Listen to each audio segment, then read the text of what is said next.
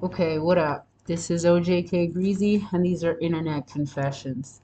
So, I'm doing this pretty much because a friend of mine told me it would be a good idea for the new year. I don't know. Well, I mean, I decided for the new year, but a friend of mine told me to start a YouTube, which is something, I don't know, I guess I thought about it before, so why not? But let's get back to the point. Okay. So, today is January 22nd, 2026. I'm OJ K Greezy.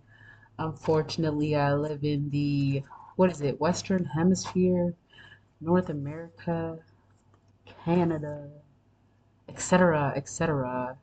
Turtle Island, actually. Shout out to the indigenous people of this land and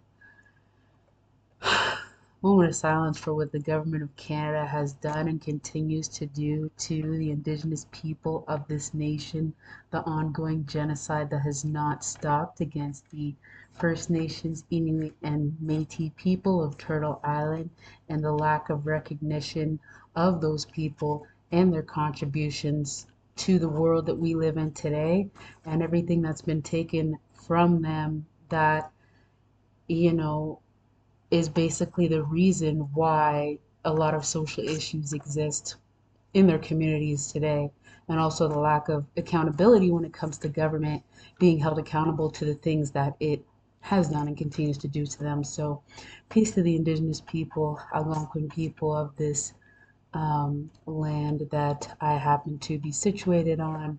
I wish them success in their ongoing land claims against government. I wish them peace and redemption in their struggles, and I wish their youth to find peace within themselves. And I hope that, the opportunities that are needed to keep them up come their way soon enough, and that the resources that go that way are distributed fairly and, you know, they should be profiting off of the majority of resources that, come in and out of this country because it is their land. But I'm not sure if we're getting off topic here. The thing is, I don't really have a topic, okay? I'm just an individual. I'm going through a lot of things at this point in my life. I've been going through a medical struggle for a while with, my local government and stuff like that. And, I live in Ontario, and it's an issue that at first, my dentist didn't believe it was an issue. Um, I had to advocate for myself, for my dentist to take me seriously for months, and then I was sent to a specialist who kind of, you know, I want to say took advantage because this individual did like minimal things, didn't really, didn't tell me I had a tumor for like a year when I saw him. Just sent me to physio, and at one point he said, "Okay, I can't do anything more for you," and they just kind of left me hanging. But yeah, then I went to Montreal. Um, Sorry, just looking at some baby dogs by the door. Then I went to Montreal trying to get help doing my own independent research, being like, okay, if they're not going to take me seriously and they're not going to help me, I'll look for, they said it was like a maxillofacial surgeon that I need. This is what my new dentist had said, and she, made a referral and stuff like that. But yeah, the Ontario people she referred me to never got back to me. And then that's when I started doing my independent research. So I looked in Montreal, and then I was told, oh yeah, we could help you. Yeah, I do this surgery all the time. Yeah, I'm gonna refer you to my partner. And then when I saw the partner in January of 2025, um, he was like, oh, I feel so bad. This is one of the biggest tumors I ever saw. Like, I I deal with this issue all the time, but you know, he was like, I need permission from the Ontario and the Quebec government to be able to do this surgery on you. And then it came out that he didn't get their permission in like May of that year. He called me and he's pretty much like, I can't do your surgery. I wasn't approved for it. And he gave a bunch of reasons. I don't know, like, I'll never know how accurate any of those reasons are, but I was told that in the past, Quebec had done surgeries on quote unquote Alberta and Ontario residents and had not been reimbursed by Ontario.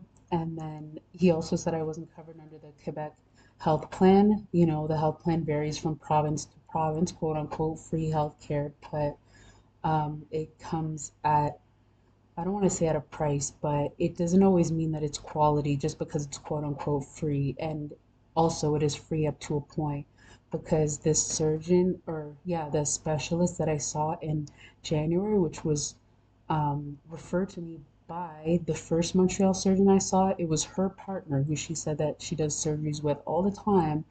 Um, yeah, he's the one who said that they would need to cut my jaw open and then take the tumor out, clean everything up, and then, you know, put my jaw back together. But they need a special piece of surgical grade titanium, and that piece of titanium itself could vary from like $50,000 up. Just that piece itself, not counting the like the work that the surgeons would be doing, not counting like any of the other equipment or the time or like, I don't know, like, things I would need for healing, any accommodations and stuff like that. So I don't know, that hit me and I kind of broke down in the office. But I'm not the type of person who cries in front of people. When I was young, I don't know. I guess just the way I interpreted my life, I just thought it was like a sign of weakness to be seen crying. So I try to never be seen crying. But yeah, I don't know. In that moment, like I lost it. It was embarrassing, I think. Like when you're in a position where you need somebody to help you, and it's like they tell you they could help you, but like there's all these variants and it comes at a cost, and then it makes you second guess. It's like, am I really gonna be getting help? So I don't know. In that moment, that was like really hard for me. But anyways, after that, it was my dad who's like, okay, he's like, you can't give up. Um, and this is like a reoccurring familial theme, if you will. When you encounter a problem, it's not that you let the problem, um, take over or overcome you. How would you say? You can't let the problem overtake you, if you hear me ask it. It's like you have to conquer it. You have to, figure that shit out on your own. And it's like, yeah, your ancestors who came before you, think of everything that they went through, that they struggled through, all the adversity that they faced, and what they managed to overcome. And it's like, yo, compared to that, your problems ain't nothing. I don't know if that was the message, but that's kind of like the overarching theme of, I feel like, my growing up years. So I don't know, something that still kind of carries on. But I don't know if he meant it to be that harsh, but he's like, yeah, you could look internationally. And because I do have dual citizenship in my parents' country of origin, I was reaching out there. I reached out to Cuba as well because my dad is like, well, it's also just a fact, but yeah, my dad was the one kind of by my side through this because in the beginning, I'm the type of person who I wear my heart on my sleeve inadvertently, not on purpose. It's just like the type of soul that I have. Um, but yeah, it wasn't like showing my suffering. I'm the type to wear my heart on my sleeve, but to bury my suffering inside, if that makes sense. Um, yeah, anyways. But yeah, a lot of people in my family said, "Oh yeah, we didn't realize how much you were suffering until we're realizing that, you know, I had to be referred to all these other surgeons, and it seemed to be such an issue." And people are like, "Why is it this hard for you in Canada?" My cousins in Jamaica were so surprised. They're like, "How is it that you live in Canada and you can't get this surgery that you need?" When I was last there visiting them, telling them about it, they were like shocked, but that's another story. Perspective. What was I saying? So yeah, Cuba got back to me. It was actually a Trinidadian agency working through Cuba or working to connect people to medical services in Cuba. So that was a whole other ordeal. I went to Cuba trying to seek help. I don't speak Spanish. I was trying to use Duolingo to learn Spanish, like to go to this country to quote unquote save my life. This was last spring. So yeah, I had planned from summertime last, so say 2025. No, yeah, from 2024 in the fall or spring, I had planned to go back to Jamaica to visit my dad's side of the family and my cousins. So, I bought my ticket and stuff like that. By the time came in the spring of 2025, I was in a completely different position because I was in beef with my job that was supposed to be my dream job, but of course it came with a bunch of fine print and exploitation that was not to be foreseen, which is another ordeal, story for another day. But yeah, so I was basically almost broke, just going back there on a ticket. I had a bit of money, but not a lot of money. And I had invited my sister to come with me, my sister who has been living in Europe, in the Czech Republic for a little while. And it's like, I wanted to be able to do some fancy things with her. And one of my cousins last time I had promised I would take him parasailing, because I planned to have money, from this job. Um, but I'll tell a story about that job another day.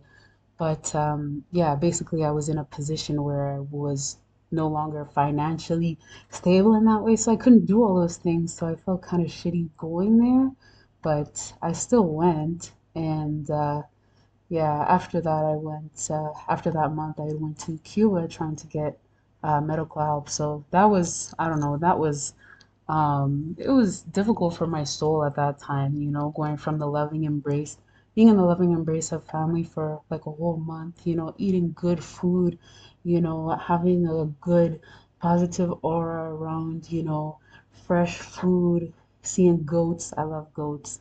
I got to do some beekeeping as well. I'm a beekeeper. I got to touch bees when I was in Jamaica, Bacayad.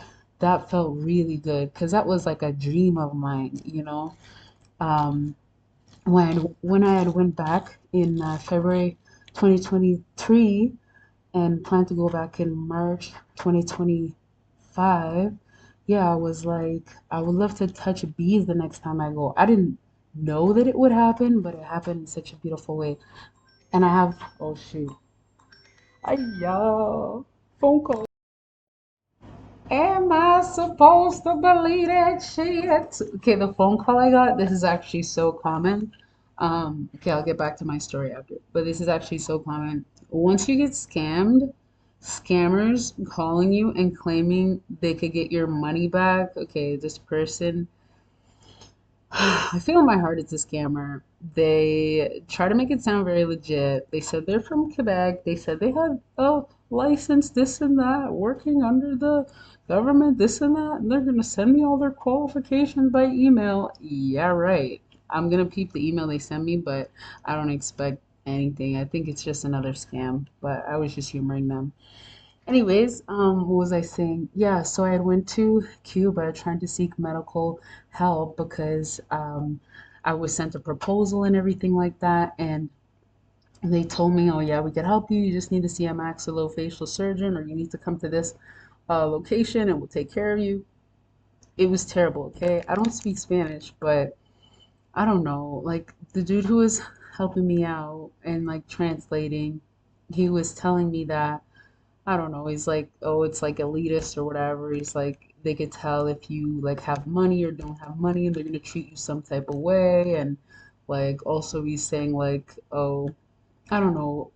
I guess where I was on its face, it seemed like harmonious on its face, like people of all complexions like walking around and just like talking to each other, and there's like a market in the neighborhood where people sell all types of things. And yeah, it didn't seem like segregated in any way. Like the way here you walk around, there's so many spaces, it's like just white people, just white people, just white people. Or maybe there's one spot that's like black people, but then it will get shut down, you know what I'm saying? Anyways, um,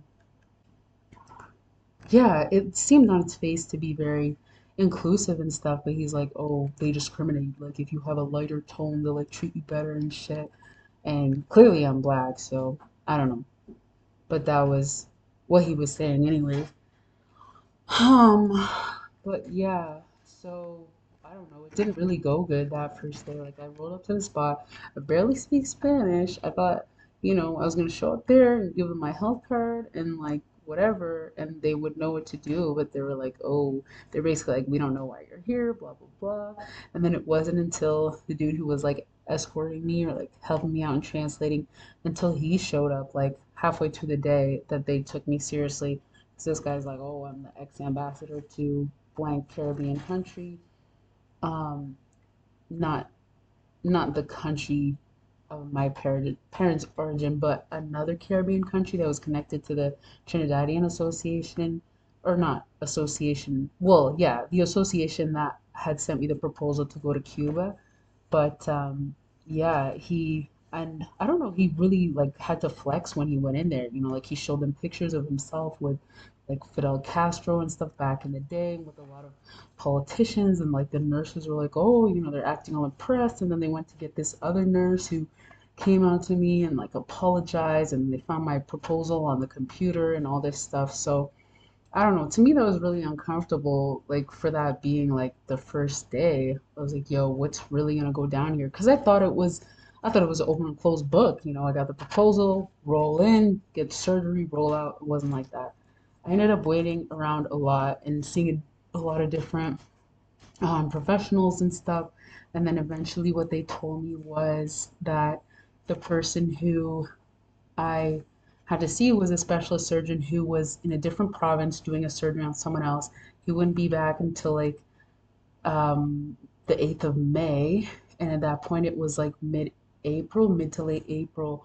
So, yeah, basically, I was at a point then that I was like, I don't know, psychologically, like shit was hard for me because I went from being in my family's loving embrace to going to a country where I didn't speak the language, I didn't really know anybody, I was alone. Like my dad showed up near the end of the mid end of the month, but yeah, I don't know, to be there by myself and then to be let down so hard with all these different things that just weren't the same and like it's a coolest island to Jamaica, but like the food was not the same, the vibe was not the same, nothing was the same, not that I expected it to be the same, but I don't know, it just like broke my heart some days to be feeling so alone yet to be like so close to where my family actually was.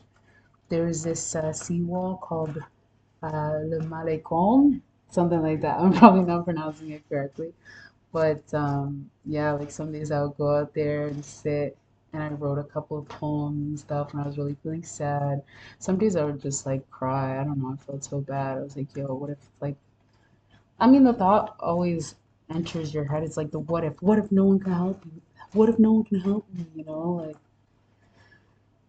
but anyways, yeah, shit is hard, but can't let it defeat you. So, anyways, I made the decision to like leave the country and then come back a couple weeks later to see the specialist.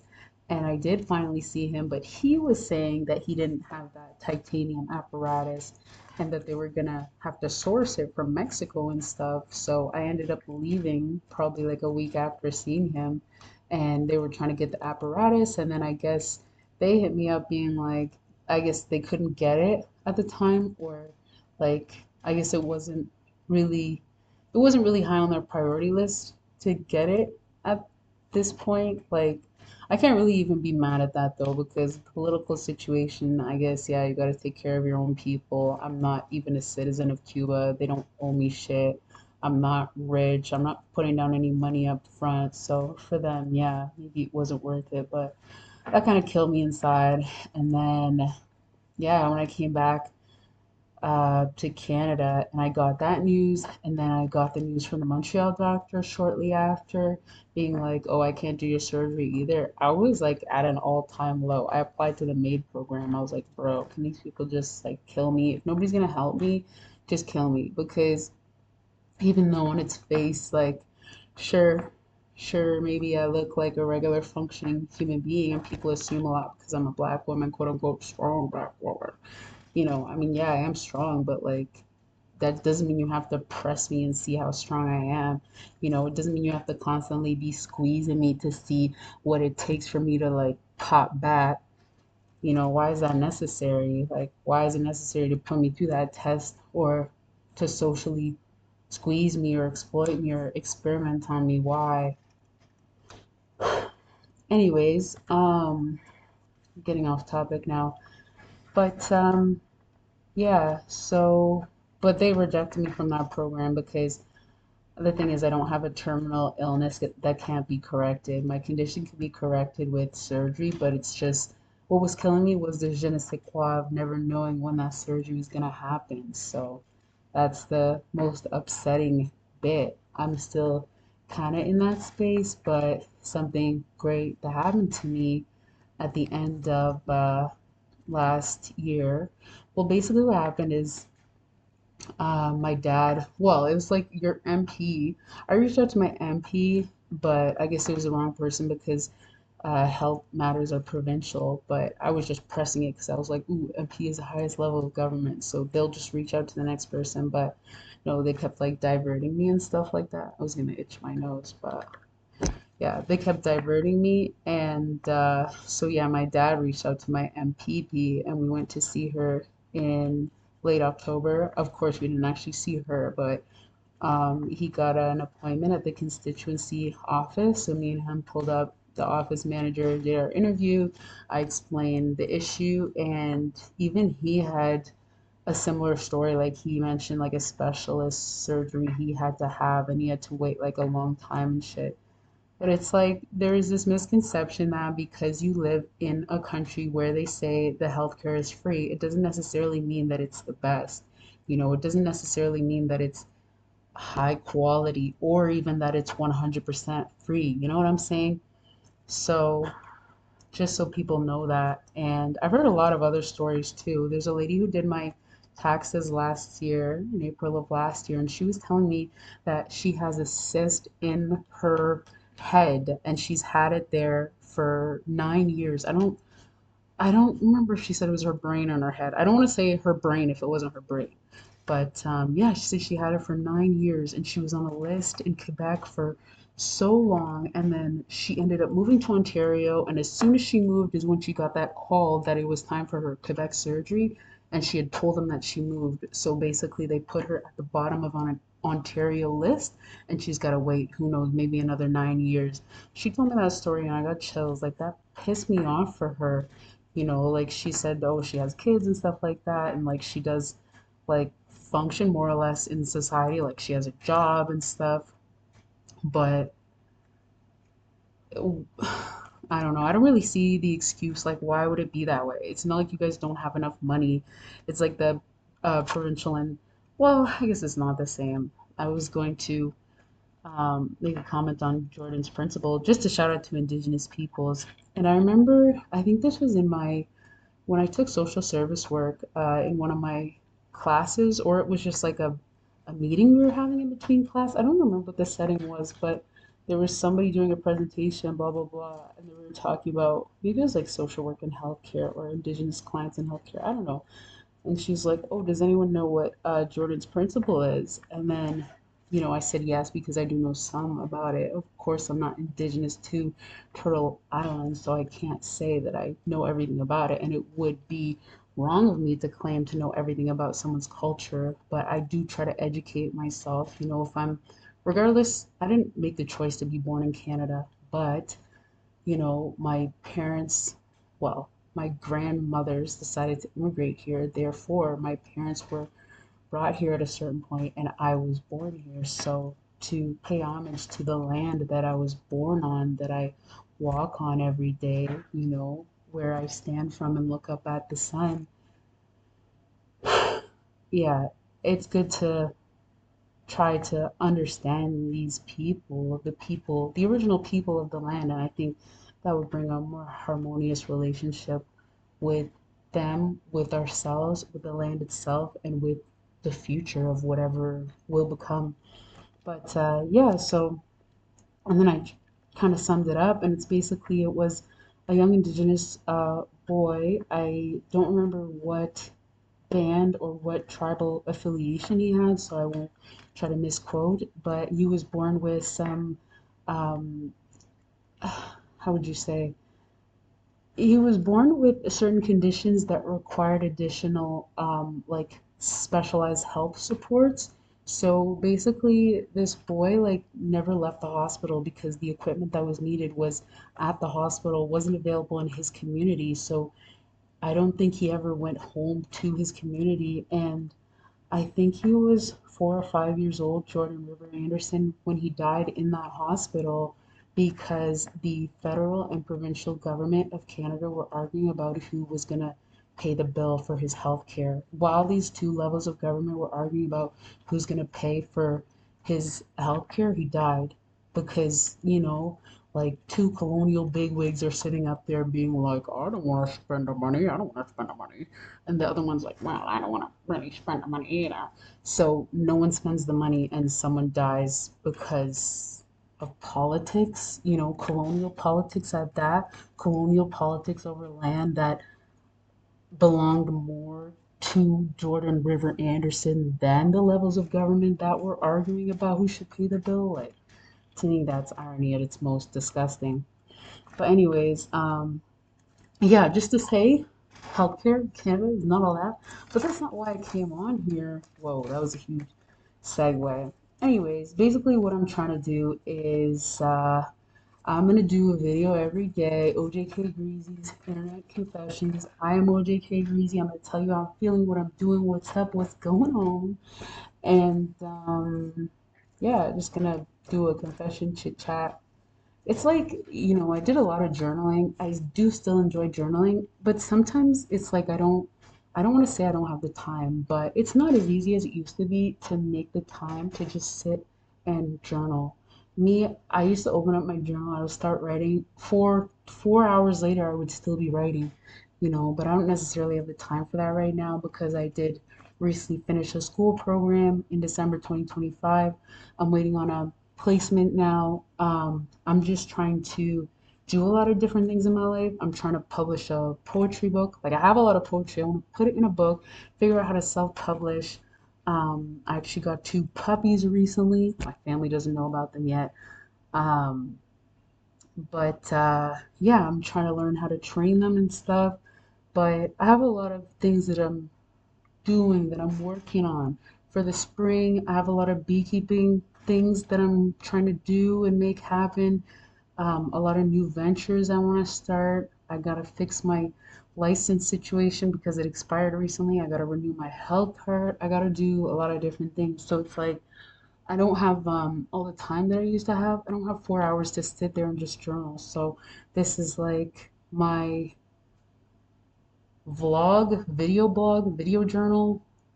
Um, Yeah, and one promise I will make, there's no AI in this shit. I hate AI. I'm not a fan of AI. I believe in humans dealing in human affairs. I believe in robots staying out of human psychological, physical, sexual, any sense of human things. I don't think robots should be in it. Even in art, like robots shouldn't be in art. Art is not art if made by a robot. Needless to say, I don't speak to AI. I never have. People are pressing me that I should though. They're like, oh, you should try it out. You'd be amazed at things it can create. I accept that at one point in my life I will have to, but just know that anything I'm saying here, this is coming out of my brain. This is all off the top right now. Like, I have a little list here where I wrote a list of things I'm gonna talk about. But yeah, I got off topic just talking about my medical thing. But pretty much each episode is just gonna be half an hour. I'm gonna chit chat each day. You could write into me. Don't send me any hate mail. I don't want it. I have enough hate mail in my life that comes to my face, to my door, to my person. I don't need it anymore. So please keep the hate mail to yourself. Um, yeah, I'm gonna try to make each episode about half an hour. We're going on like 29 minutes right now. So this one might be a little bit longer because I actually want to touch these things on my list so I can get to new topics tomorrow because this is something I told myself to do from the 1st of January. You can see now it's the 22nd. Not a good look. But I figured if I start it this month, we good. Just like if I visit all the people that I need to visit by this month before the 31st, wish them a happy new year and all that. Not too late. Still within the first month of the year. Plus, recently I heard a theory that this new year, je ne sais quoi, is not, how would you say, is not authentic because who, it's a question of who's measuring time, who's deciding what a year is measured by, who's deciding, you know, I don't know, and all this daylight savings time and stuff like that. Time is a human construct, like most other things. But anyways, let's not get ahead of ourselves. So yeah, I covered a couple things. Oh, one thing I need to do, I need to shout out to my mom because this is my computer, my laptop. It's not a fancy laptop, it's HP. It probably cost me maybe a grand with taxes in 2020. Actually, I don't know. I had it before my last college program. Um, I had it for my social work program. I don't know if I had it for my program before that, but I think I got it for my social work program, yeah. So maybe 2019 I've had it.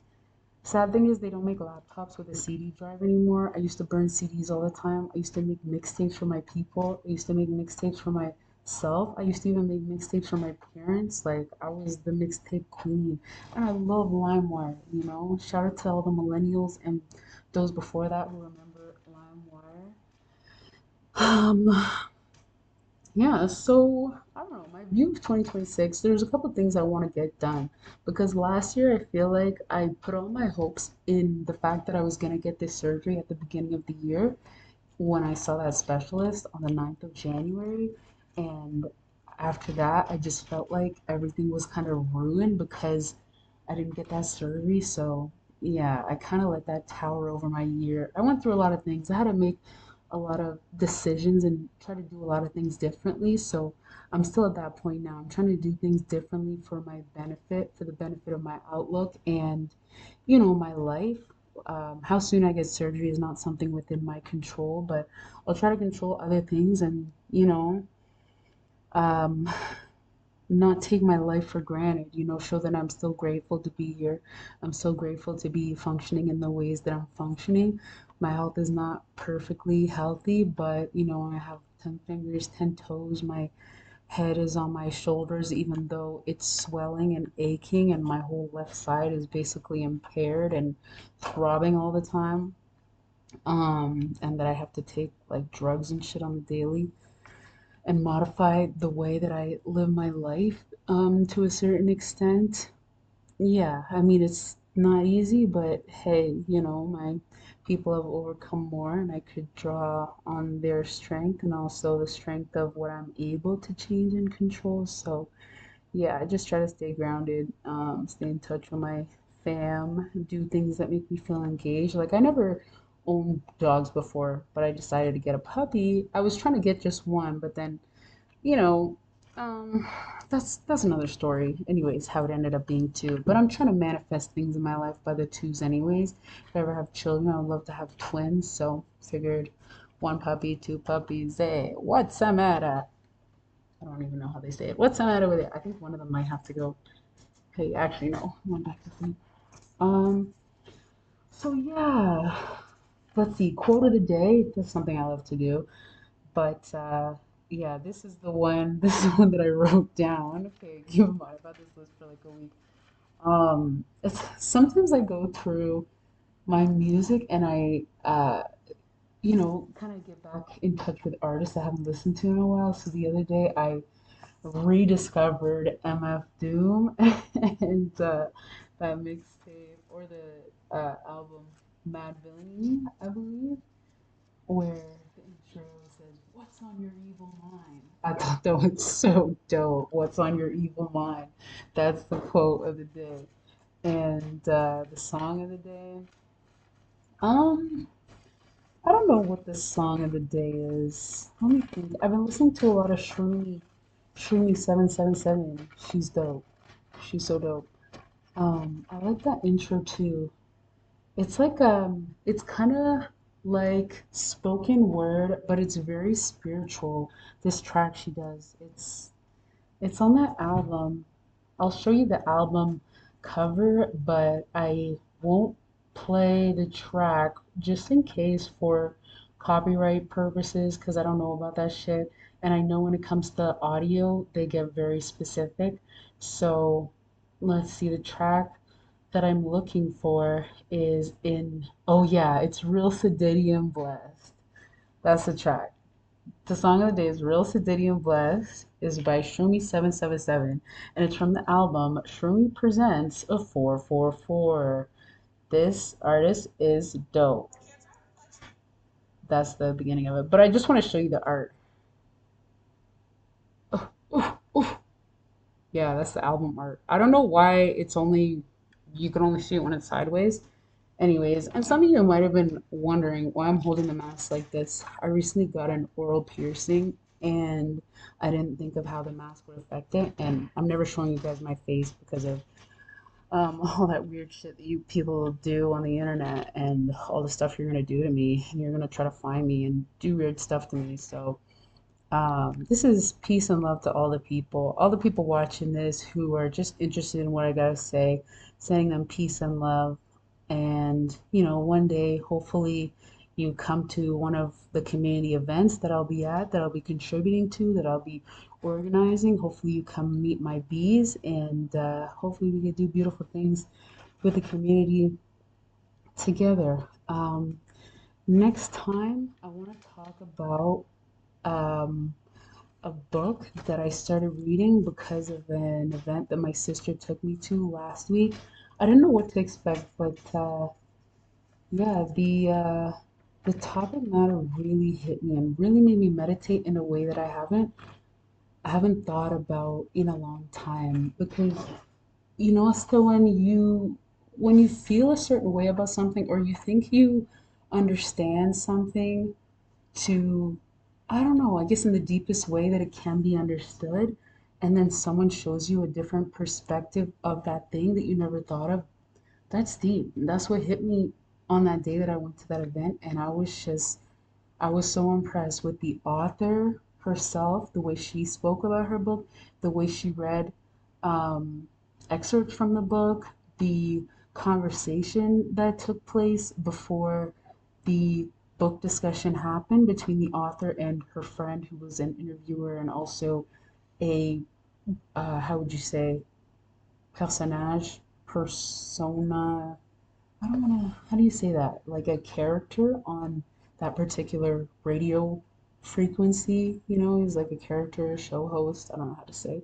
That conversation was also very, like, for me, it was spiritual. I told her, you know, when she was writing in my book, I told her it was like soul food the evening to me. And that's not a boost. I was being serious. It really did nourish my soul. Anyways, thanks for tuning in. This was OJ K Greasy's Internet Confessions episode 1 of, I was gonna say 365, but I missed the first 21 days of the year, so I don't know. Math is not my forte. I could do it, but I'm not gonna pause to do it. Anyways, I think these baby dogs are awake. Let's take them outside to be before they pee inside because I'm tired of cleaning up, you know, the P word. Okay, peace and love, folks. I wish everyone all the best for 2026. Wish you peace and love. I wish you success in all the beautiful things that you do. I wish you personal enrichment, and I hope that the principles of Kwanzaa may live through us all 365 days a year. Rasta here for the people. Can't keep it on. Stay up, people. Peace and love. Catch you tomorrow.